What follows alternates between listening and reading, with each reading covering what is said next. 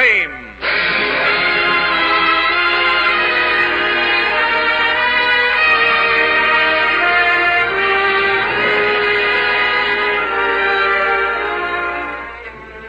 The Radio Hall of Fame is presented during the full hour ahead by PHILCO Corporation, makers today of electronic battle equipment for the fighting forces of the United Nations, makers tomorrow of equipment for good living in a free world united by victory. Cooperating with PHILCO are the editors and correspondents of Variety, who report for the PHILCO program all the news of all show business the world over every week. This week, the editors of Variety recommend for your pleasure, and PHILCO delights to honor in your name,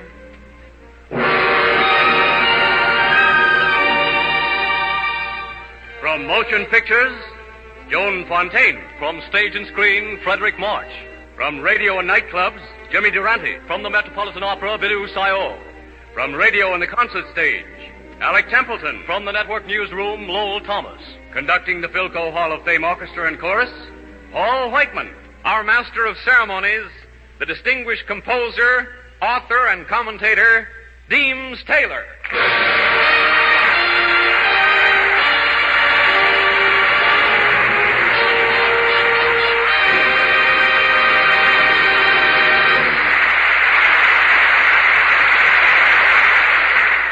Good afternoon. This is Deems Taylor speaking for PHILCO. We're here today among new surroundings to take part in an occasion of rather special significance, and I believe that you of the radio audience should be made aware of these proceedings. Mr. Riggs, will you please explain? The Radio Hall of Fame is being brought to you today from Philadelphia, the home of PHILCO.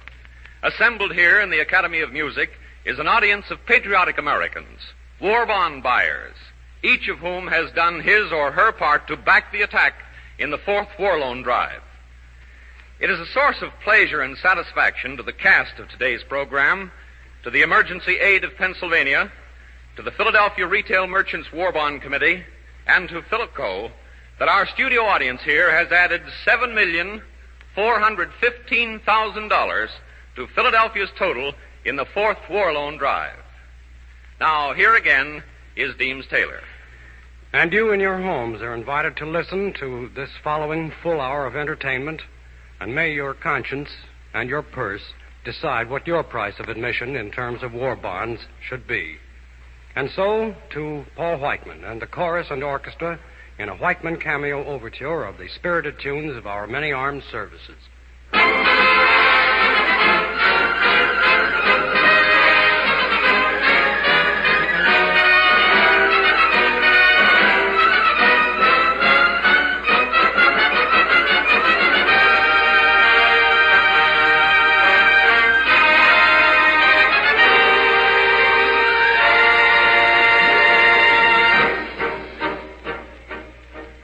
From the halls of Montezuma to the shore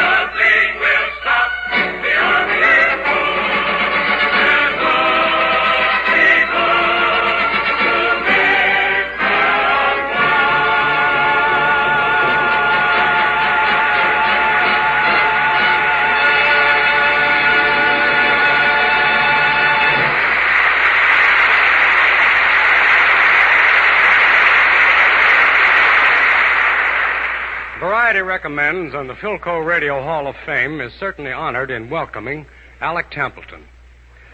Mr. Templeton might be described as the problem child of music, one who delights to place tacks upon the seats of the mighty and strew banana peels upon the paths of glory. He is that rare creature, a serious musician who's not solemn. He'll play you libelous trifles such as Mendelssohn Mows 'Em Down or Debussy and Dubuque, or conversely, he'll make you a very respectable sonata out of Mairzy Doats. But there's no point in explaining ALEC Templeton. The thing to do is to hear him. And what we're going to hear are two favorite routines from his Wednesday night Cresta Blanca Carnival. One from his Modernizing the Master series, the other from his famous musical impressions. Mr. Templeton, take over.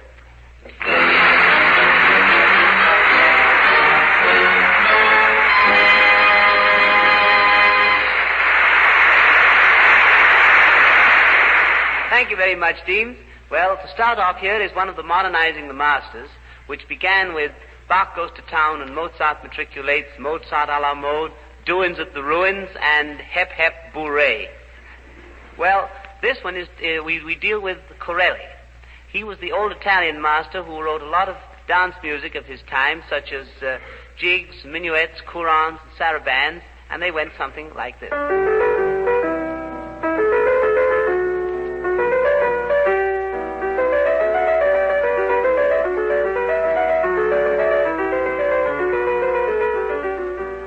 Well, here's my idea of the way Corelli might have written if he were alive today and were deep in the heart of Texas.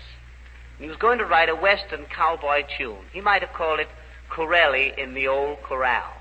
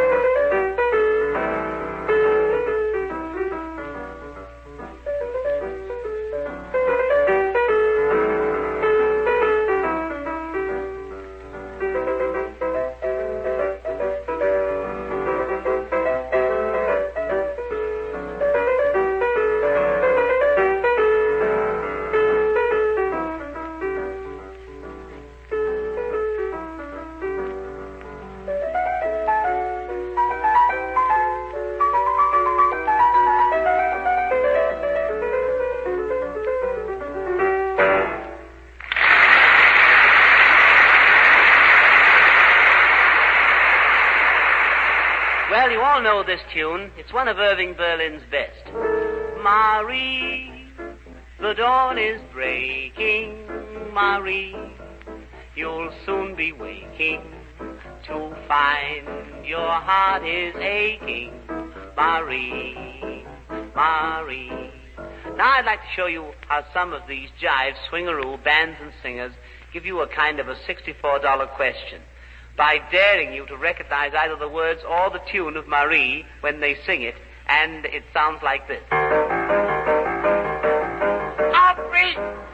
don't break, yeah, Marie, you soon wait to find your heart is aching, yeah, and this will fall as you recover, yeah. Fully don't expect that, oh, get the very tender, all was you spread up, Marie, get Marie, get, but up, Marie,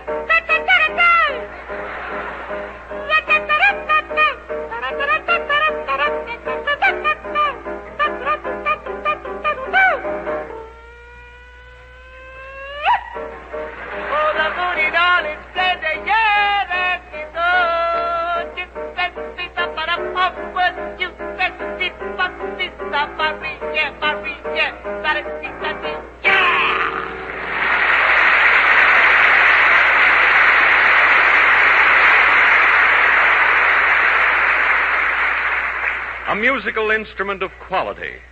For years, that phrase was known everywhere to describe America's favorite radio, a PHILCO. Today, more people are listening to this program and to all programs over a PHILCO than any other make of radio. And now, when quality counts, more than 17 million PHILCO radios are showing their stamina in the homes of America. After the war, PHILCO will be known again for quality in more millions of American homes. Quality that has been enhanced by new knowledge, new experience, and the new demands of war production. And then you'll see and hear that phrase again to describe the finest in radio, phonograph, and television entertainment. A PHILCO, a musical instrument of quality.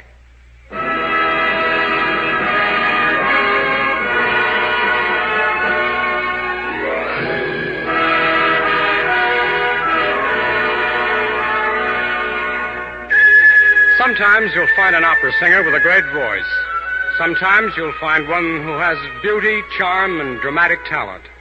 Once in a blue moon, you'll run across one who has all of these. And then you'll have a great opera singer. We have one with us today. Her name is Bidú SAYAO. Exactly 7 years ago today, on February 13th, 1937, she made her first appearance at the Metropolitan Opera House in New York. Only yesterday, she scored a triumph as Violetta in La Traviata. Variety recommends, and PHILCO is proud to present Bidú SAYAO singing her first act aria. Enter Bidú SAYAO.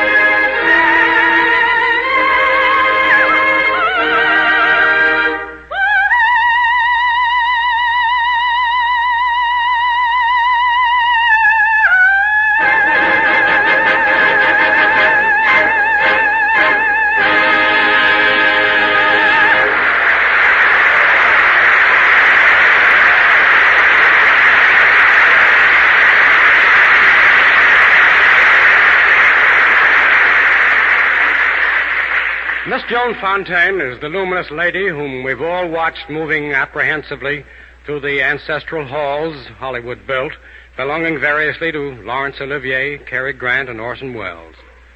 Miss Fontaine has already won Academy Award for her performance in Suspicion, and there is serious talk about her winning another Oscar for her work in The Constant Nymph. In her current 20th Century Fox picture, Jane Eyre, co-starring Orson Welles, she gives another brilliant performance. And now the Radio Hall of Fame presents Miss Joan Fontaine, by arrangement with David O. Selznick, in an impression of Jane Eyre from the novel by Charlotte Bronte.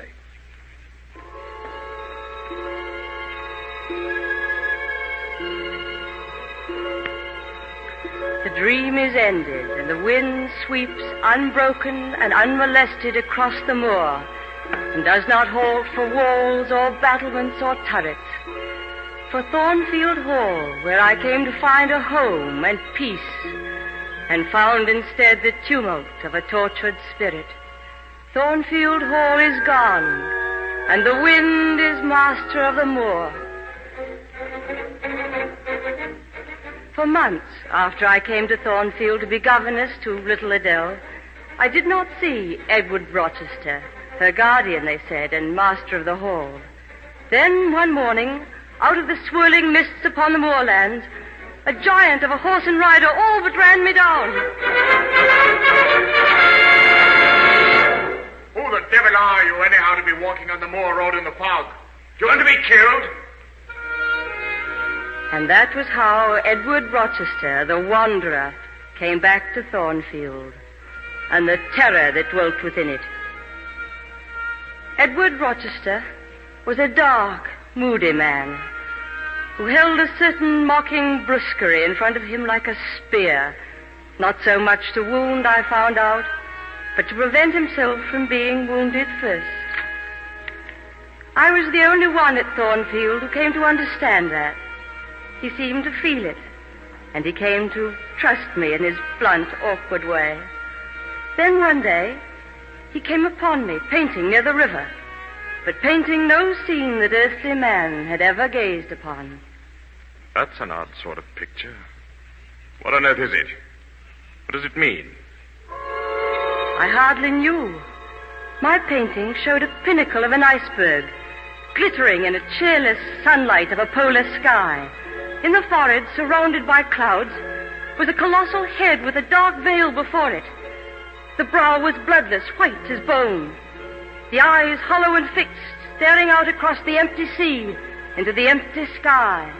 And the eyes were blank and glassy with despair. How do you paint such nonsense? What does it mean, Miss Eyre?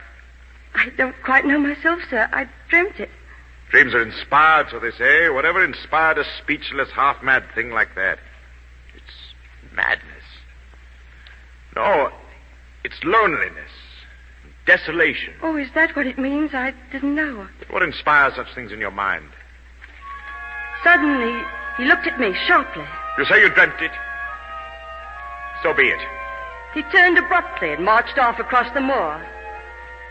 I looked again at what I'd painted, at the powerful, brooding head gazing out forever over a barren sea. And I knew how truly I had dreamt this thing that caused Edward Rochester to shudder. We became better friends after that. Sometimes he would seem upon the verge of telling me something that smoldered deep within him. Then the moment would pass, and he would be as before, bitter, sardonic, yet somehow kind and gentle. A mist gathers over my mind. Then it is torn asunder by terror in the halls of Thornfield. I flung open my door. A candle sputtered and guttered on the floor of the corridor, and I saw smoke creeping under the door of Edward Rochester's chamber down the hall. Thank you, Jane Eyre. I should have burnt in bed if you hadn't come when you did. I heard a wild cry outside my room. It woke me up. You heard nothing? Oh, I'm sure of it. No. You are subject to wild dreams, you know. Thank you again. Good night. But I did not dream that candle sputtering on the floor. What came next follows in feverish haste through my mind. Edward Rochester was gone in the morning, and when he returned a fortnight later, there was a gay, laughing company with him, and beautiful, proud Blanche Ingram.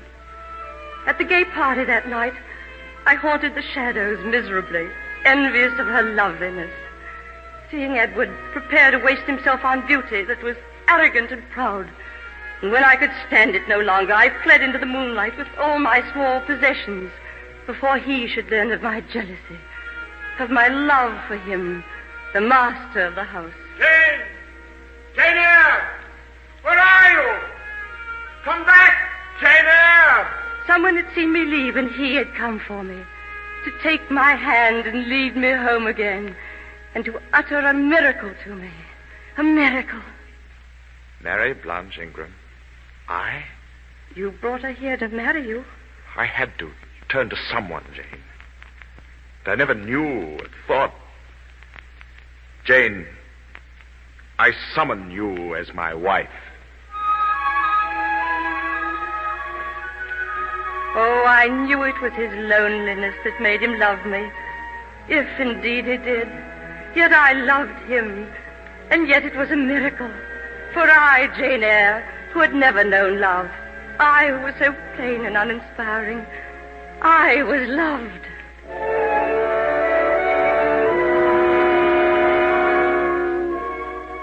I will attire my Jane in satin and lace, and she shall have roses in her hair, and I will cover the head I love so well with a precious veil, and she shall be my wife forever.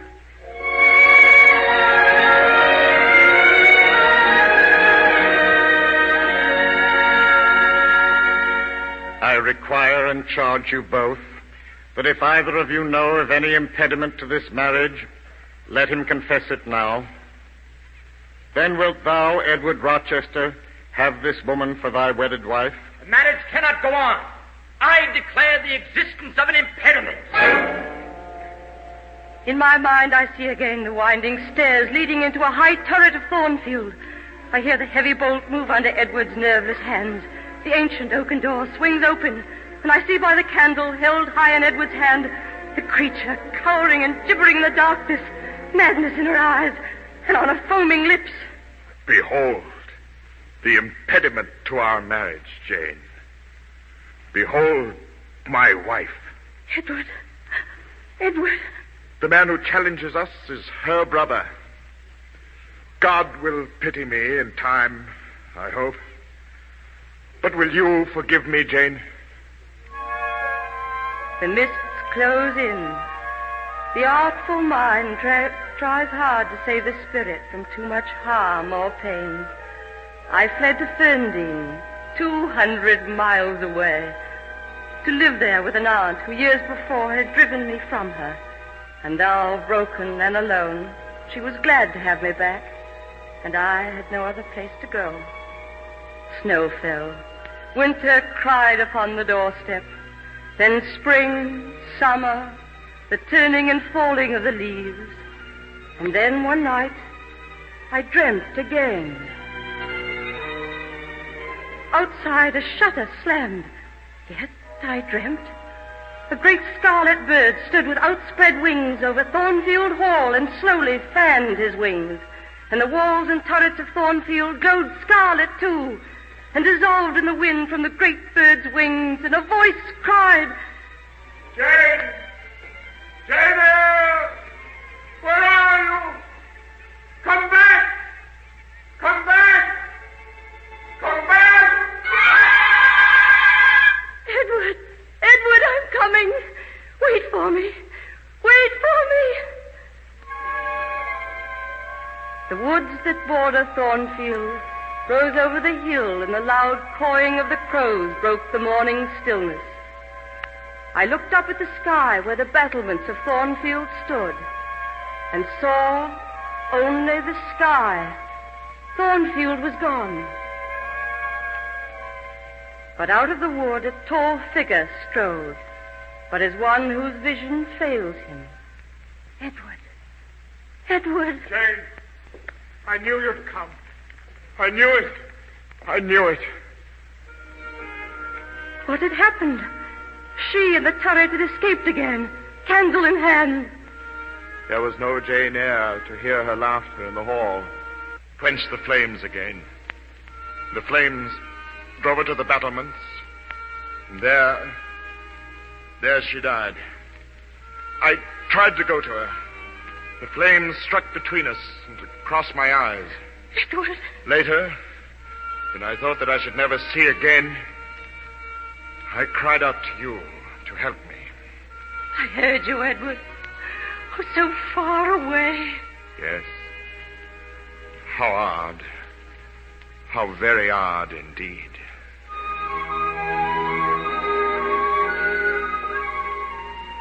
The echoes are gone from Thornfield's halls. The wind sweeps unbroken across the moor and does not halt its pace for wall or battlement or turret.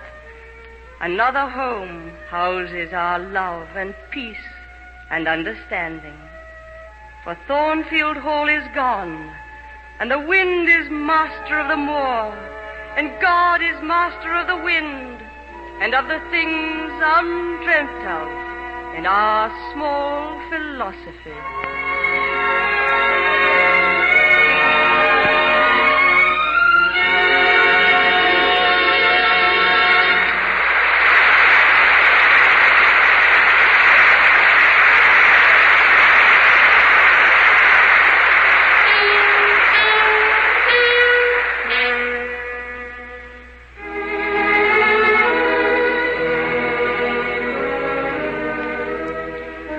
Hall of Fame pauses.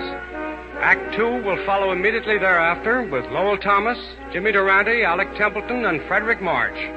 Mr. Riggs, if you please. This is the Blue Network.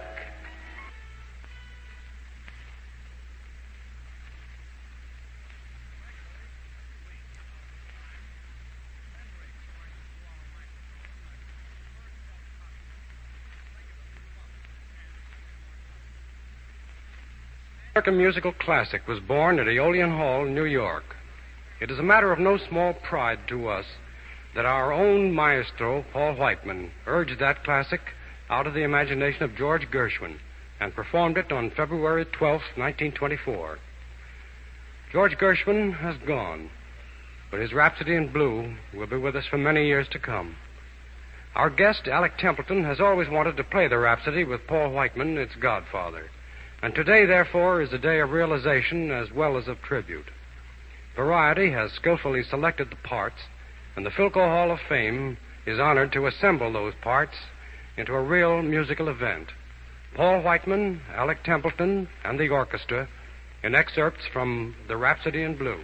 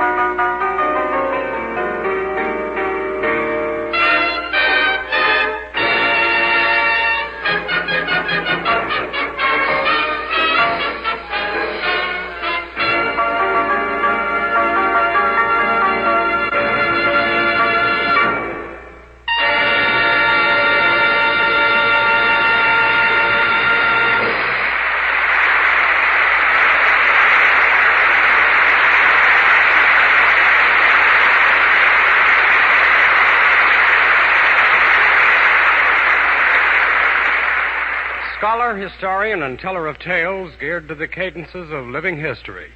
Now, that's Lowell Thomas. It was Lowell Thomas, the American, who had the audacity first to tell Britain the story of fabulous Lawrence of Arabia, England's favorite Englishman. And after their first shock, the British loved it. It was a good story and a true one, and it hit them where they lived. And there lay the secret of the Lowell Thomas magic, matched according to variety by no one else in the world. In acknowledgement, therefore, PHILCO casts down the laurel to Lowell. Enter Lowell Thomas bearing his gift, the best war story of the year. Lowell Thomas.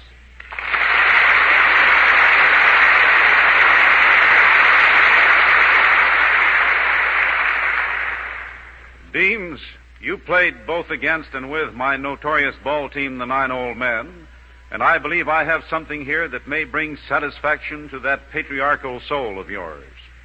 Remember how early in the war we heard that youngsters from 18 to 22 were needed for combat pilots because that was the age that air fighters should be?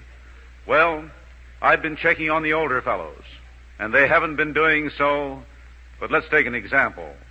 Lieutenant Commander Jim Flatley, a Navy squadron leader who himself shot down 4 Japs in one day, once said, "The best carrier fighter pilot of the war is Lieutenant Stanley Vichazza." And Vichazza, a pilot with 3 Navy crosses, is in his 30th year. This doughty fellow comes from Circle, Montana, his parents of Norwegian origin, so his pals call him Swede. They would. He won his first Navy Cross in the Battle of the Coral Sea, his second Navy Cross at Salamaua and Leh in the air battles over New Guinea. May 4th, 1943, he bombed Tulagi. May 6th, he bombed a Jap carrier. Then on May 7th of this past year, he was attacked by 9 Zeros at once while acting as an anti-torpedo plane defense flyer, flying a Navy dive bomber. Now, those dive bombers are not so maneuverable. They're designed specially for one purpose, dive bombing, while the Zeros are amazingly maneuverable because of their much lighter construction. When those 9 Japs had the jump on the lone Vichazza, he accepted that challenge. And by such skillful flying as is rarely seen in a fight that lasted 24 minutes, he shot down 3 of the Japs. And it was then that Lieutenant Commander Jim Flatley made his remark about Vichazza being the greatest carrier fighter pilot of them all. He took part in innumerable other raids and actions, and he had done so much combat flying that he was ordered home for a well-earned rest. And now listen to this. But for a suggestion from that same Commander Jim Flatley, Vichazza would not have lived to earn a 3rd Navy Cross that he now wears. Flatley persuaded his pal to postpone his furlough, stay on board the carrier Yorktown for one more crack at the Japs. Vichazza, well, his gear was already packed and transferred to a refueling vessel, the ship on which he was to sail for home. But he couldn't resist the chance of going up for one more go at the Japs. The refueling ship on which Vichazza was to have sailed for home had just gotten over the horizon, out of sight of the Yorktown, when she was torpedoed and went down. So if he had been on board her, he no doubt would have perished with the rest. 2 days later, this 30-year-old flyer went up as leader of a combat patrol flight of 4 planes. A large formation of Jap planes moved into the attack against the Yorktown in what turned out to be the beginning of the epic Battle of Santa Cruz. Vichazza, leading his flight, took off, and at the first crack he shot down 2 enemy dive bombers and damaged a 3rd. And while the 2 Japs were falling into the sea, a squadron of 12 enemy torpedo planes came swooping down out of the clouds, heading for the carrier Yorktown. Vichazza maneuvered his flight so the 4 American planes were right in their path. The Japs turned. As they did so, Vichazza bagged 2 of them. The rest of them flew into a cloud in a tight V formation. Fantastic though it seems, Swede Vichazza shot down all 3 of them while they were in that white mist. And so it was that in one action, Lieutenant Stanley Vichazza got 7 Jap planes, a feat that hasn't been surpassed so far as I know, and by a pilot now in his 30s, Deems almost old enough to be one of the 9 old men.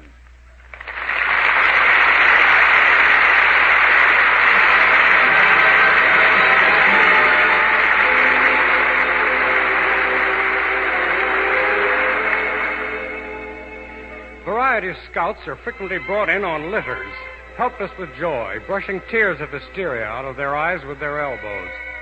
A sight and a good trick. This occurs regularly on Friday nights when a certain James Durante appears on the radio with Gary Moore to make the welkin ring in the interest of Camel cigarettes. Variety acclaims Mr. Durante as one of the funniest and friendliest beings in existence, and the PHILCO Radio Hall of Fame accepts that characterization without a quibble. And therefore, for the second time within these hallowed halls, appears Durante, the Wizard of Schnoz, one of the best informed men in these United States, the only man who can stay in New York and still keep his nose in Washington. Jimmy Durante in person.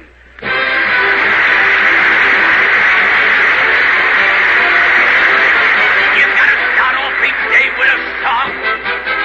Now, even when things go wrong, why, you feel better, you even look better. The voice of the title. Well, it's good to see you in Philadelphia, Jimmy. Thanks, Riggs. I got here last night. I tried to get a room, but all the hotels were crowded. I finally ends up sleeping in a phone booth, which was also occupied by a fat man. I didn't mind him crowding me a little bit. I didn't mind him trying to get a number. But when he started jiggling my nose up and down and said, "Operator, there's something wrong with this hook," that was going too far. Oh, I agree with you. But you must be full of big news after a strenuous week in Washington. Indubitably, Mr. Riggs, indubitably. Why, just yesterday I attended an important section of Congress. What excitement. One congressman said, "I vote $20 billion for the Army." Another congressman said, "I vote $35 billion for the Navy." Another said, "I vote $60 billion for Lend-Lease." And then there was a big commotion. What happened? The next congressman yelled, "I just dropped the nickel and nobody leaves the joint till I find it." That's the conditions that prevail. I suppose that all the congressmen were glad to see you. Concisely. And I say that with tongue in mouth. Why, as I mounted the dais, a plain platform, you should have heard the ovation I got. The speaker raised his hand for quiet, and when Congress finally quieted down, he said, "Gentlemen, I want you to meet Jimmy Durante, who has just been made $1 a year man." Then I made a speech. What happened? They cut my salary. The elements were working against me. When I got back to my hotel, the telephone rang. It was Henry Morgenthau calling. I said, "Hello, chum." He says, "Hello, chump." He speaks more distinctly than I do. Well, James, you sound as though you had rather a strenuous time in Washington. Right. And I certainly was glad to get home. As soon as I got off the train, I went right home and decided to quiet my nerves by taking a hot bath. I was just shaking some bad salts into the water. I like my tub well seasoned. When the front doorbell rang, so I gets out of my hot tub, puts on my bobby socks, my pink slippers, and my double-breasted bathrobe. I goes to the door, and who is it? But my neighbor, Mrs. Schwartz. She wants to borrow a lump of sugar to put into her coffee. I gives her a lump of sugar for a coffee, and back I goes into the bathroom. I takes off my pink slippers, my bobby socks, and my double-breasted bathrobe, and sits down in a nice hot tub. I'm scrubbing my funny bone, just for a few laughs, when the doorbell rings. This time it's the back door. Once more I gets out of my hot tub, puts on my bobby socks, my pink slippers, and my double-breasted bathtub. Goes to the back door, and who is it this time? Goes to the back door, and who is it this time? What a small world. It's Mrs. Schwartz again. She's returning a lump of sugar, which is still damp from the coffee. So back I goes into the bathroom, takes off my pink slippers, my bobby socks, and my double-breasted bathtub. So back I goes into the bathroom, takes off the pink slippers, I'll get it right this time, my bobby socks and my double-breasted bathrobe, and gets back into my hot tub. I'm just starting to relax, playing with my sailboat, when again the doorbell rings. This is too much. I leaps out of my hot tub to slip on my bathrobe, and what happens? I slips on a cake of ice. My head hits the tub. My leg doubles under me, and I strains a liniment in my bacteria. So I drags myself to the telephone, calls my physician, explains the case and says, Doc, what shall I do? He says, Durante, there's only one thing to do. Stay home and take a hot bath. Well, that was quite an experience, but tell me, Jimmy, aside from your administrative duties in Washington, you must have other interests. Do you like the theater? Yes, and opera, too. You know, I lean towards Lily Pons. I leans towards her. But her husband keeps pushing me away. Now, seeking my favorite diversion last night and feeling in the pink, I steps into my plush upholstered Hanson. With my 2 footmen commanding the poop deck and my Arabian steeds going at a gentle trot, we approaches the theater marquee. And what happens? The red carpet is rolled out. My 2 footmen descend from the poop deck. They open the door and I steps out. Looking up from the gutter, I said, Who told you to remove the running board?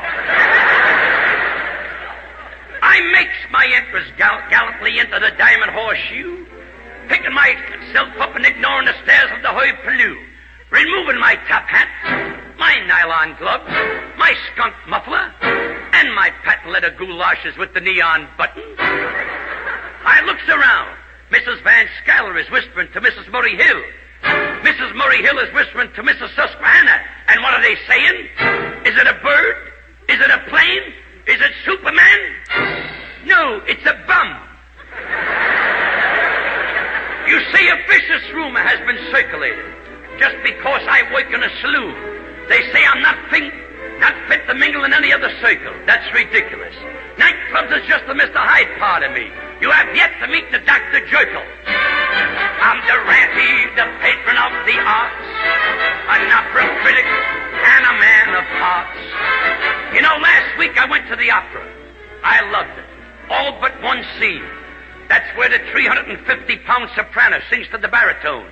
She sings, Take me in your arms and hold me close. Why, to hold her close, the bum would have to be curved like a banana. Those opera lovers all rave at Handel's Lago. Why, I've heard better music written by Umbriaco. Now, what I say may sound absurd, but believe me, it's true. I've seen every opera, and I'll name them for you. Tales of the Vienna Rolls, Madame Buttermilk, the Sextet from Lychee Nuts, and the Quartet from Rigor Mortis. I could go on indefinitely. I coach sopranos and tenors in their parts, because I'm Durante, the patron of the arts. Now, just the other day, they held a meeting at the Metropolitan, in the cellar. They said, Jimmy, we're in a hole. You gotta help us out. Stepping up on a soapbox, left over from Rigoletta, I said, gentlemen, let's analyze this. Now, take Romeo and Juliet. Romeo has to leave Juliet.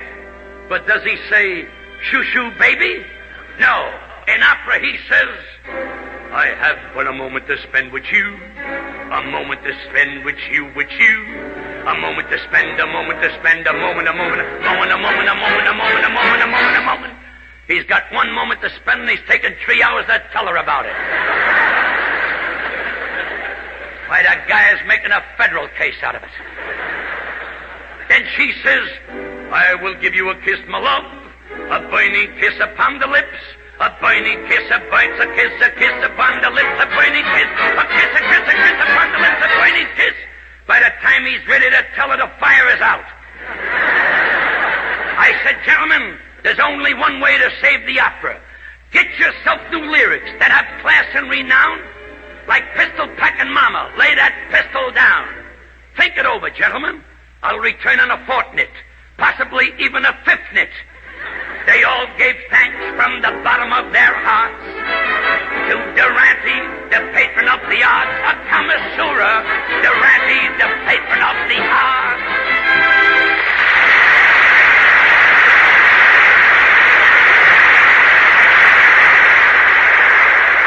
He was the sinister Prince Silky in Hollywood's Death Takes a Holiday. Oh, you know him well for his moving portrayal of Hollywood heartbreak in A Star is Born. His performance in Broadway's The Skin of Our Teeth undoubtedly had something to do with that play's winning the Pulitzer Prize last season. All Variety has to do is pick a Frederick March performance, any performance, and that's it for the PHILCO Hall of Fame. Today, he has something to say that mortally concerns every last one of us.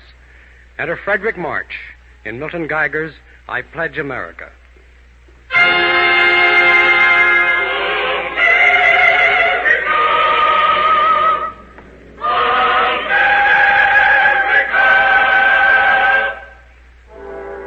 What have they got that we haven't got? What have we got that they haven't got? That makes life better in America? Or not? I'll tell you what we've got, and you can take it or leave it. If you leave it, you're an idiot. If you take it, by the eternal, you've got to pay for it. Do you pledge to America all that's yours? All that you are and that you hope to be? Or a part of it? What do you offer? Freedom is never free. It comes high and the coin comes hard. But someone made the down payment for you long ago. I was at Lexington and Concord. I put the walnut stock of my musket to my cheek and hid behind a fieldstone fence and fired the shot heard round the world.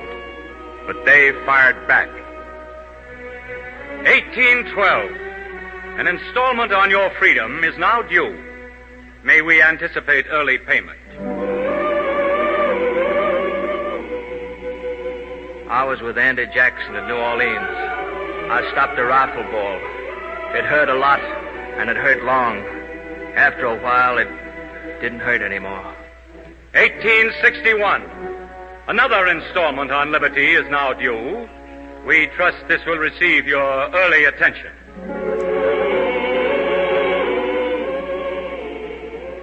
I marched down the long valleys. I forded the cool streams. I bivouacked with the Army of the Republic. After Gettysburg, they sort of got along without me. 1917. In reviewing our files, we find that a payment has not been made on the freedom you purchased in 1776. Doubtless, this has escaped your notice.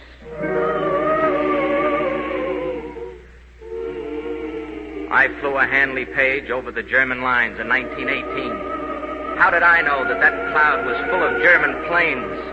And how that canvas and wood Hanley Page did burn? 1941. Repeated warnings have elicited no response from you concerning the freedom you purchased in 1776. This account is now long overdue. And unless it receives your immediate attention, you will have forfeited your right to the property in question. Let us caution you that once you surrender the goods, it is highly unlikely that negotiations can be reopened for its recovery. This is positively the last notice you will receive. You'll find me lying in the marshes of Bataan. See that I get home. I'd like to sleep beside my dad. He'd like that. Payment has been duly received and bill receipted with the customary cross. We are sorry this occurred, but in the future, such unpleasantness can be avoided by eternal vigilance. Thank you for remittance. We trust you find your freedom giving you the same fine service as ever.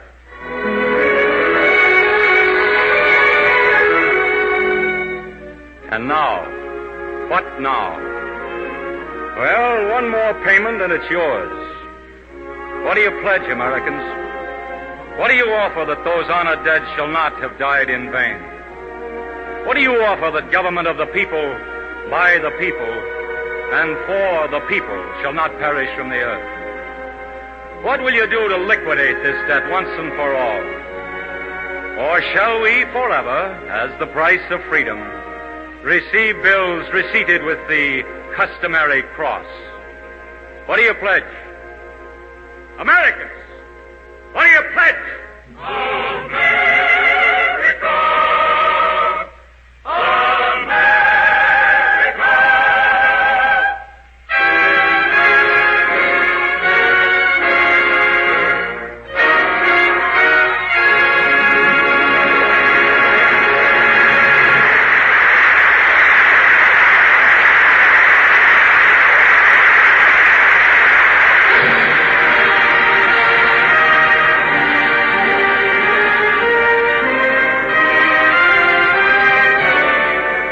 next week, same time, same station, when the Radio Hall of Fame returns with another all-star show of shows. We'll expect you this time next week at the gates of the Radio Hall of Fame. Signed, Deems Taylor. Next week, the inspiring Song of Bernadette with Jennifer Jones and Charles Bickford, Jerry Lester, Helen O'Connell, Paul Whiteman, the PHILCO Hall of Fame Orchestra and Chorus, and others. This is Glenn Riggs saying goodbye for PHILCO dealers and distributors throughout the United States and Canada, and for PHILCO Corporation, makers today of radio and electronic materials to help win the war, makers tomorrow of materials for good living in a world at peace. The production and writing staff of the Radio Hall of Fame includes D. Engelbach, Milton Geiger, and Abel Green, editor of Variety. Joan Fontaine appeared by arrangement with David O. Selznick. ALEC Templeton, through the courtesy of Cresta Blanca Wines. Frederick March will soon be seen in